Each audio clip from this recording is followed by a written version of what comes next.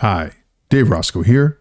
It is Sunday, June 8th, 2025, and I've got a new Crypto Times article talking about a new DApp that allows you to top up your airtime, pay electricity bills, and other things.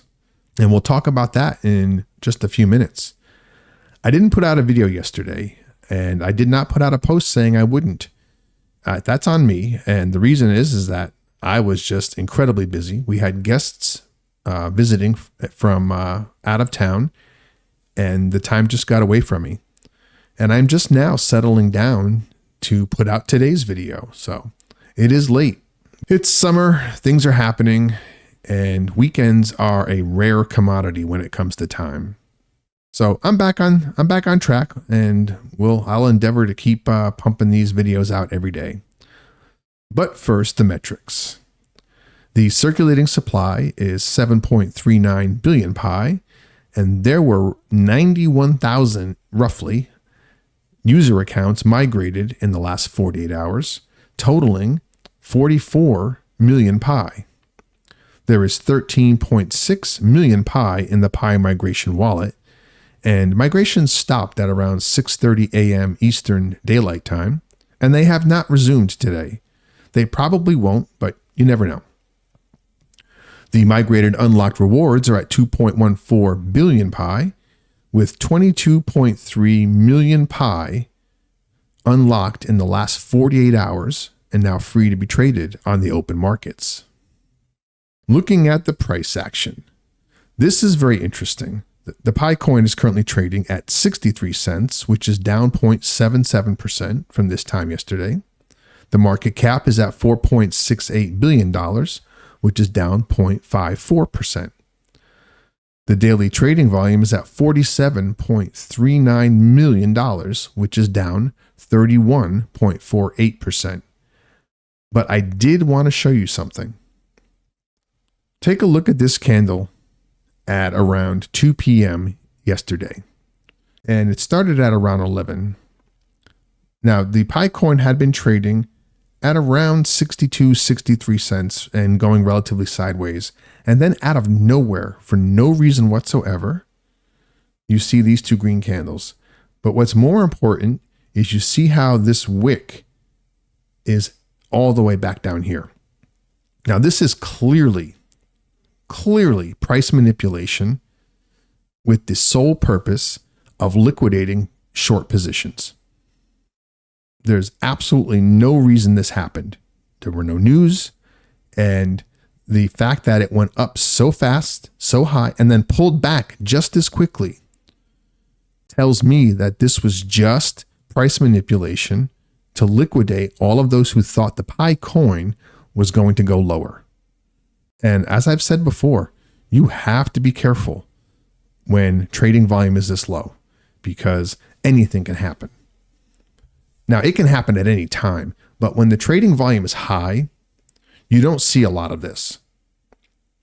So if you guys lost money on short positions, I'm sorry, but this is how the cookie crumbles when it comes to trading crypto, especially one like the Pi network with low liquidity and with a plus or minus 2% movement threshold that is within a few $100,000. The whales are just going to eat people alive. There's a new DApp out there, and it's called Booster. And I'll tell you a little bit about it. Pi network users can now pay electricity, airtime, and data bills. And this article came out yesterday. Someone in the comments had asked me about it, and I didn't know what they were talking about.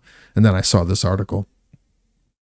Pi network users can now pay their electricity bills and purchase mobile airtime or internet data using Pi coin through a new decentralized app called Booster. The application is built under the Pi network ecosystem and is already present in most countries, mainly in Africa, Asia, and Latin America. Now, I wouldn't exactly call that most countries. A few big ones, but I think that's an interesting choice of words. This offers Pi users the ease of spending their cryptocurrency on everyday services like phone recharges and more. Booster is built to be fast, reliable, and easy to use. Users can get the service by opening the Booster app through the Pi browser, select their country and mobile provider, enter their phone number, and choose the amount to top up. Then pay using Pi coin from their Pi wallet. The recharge happens instantly. Now, I don't live in a place where phone top-ups are a thing, so I don't really get it, but apparently this is a big thing because I've been seeing services like this for a long time, and I guess a lot of people just kind of pay by the minute or the megabyte or the gigabyte or whatever. So apparently there's a use for this. I don't know. I'm not very worldly. Many Pi community members have praised the service. One user said on X, "Just topped up my data with Pi. Who said that Pi would not go places?" Another user confirmed, "Just tried it out and it worked smoothly. Pi network is smooth ASF." Booster users can also pay electricity bills, buy game and gift cards, and even recharge Uber credits or public transport cards, which provides easy internet access for tourists without having to change SIM cards. Well, that's pretty interesting. Again, I'm reporting on this app because it was reported on Crypto Times. I have no idea if this app is any good. I don't know if this app is ultimately trustworthy. So you have to do your own homework on that and assess your own tolerance levels for risk. But it seems like a good idea. And the idea is that we should be using Pi. And at some point, we have to start building trust. So that's all I've got for today. It's a quick, sweet update. I'll be back tomorrow to give you the latest news.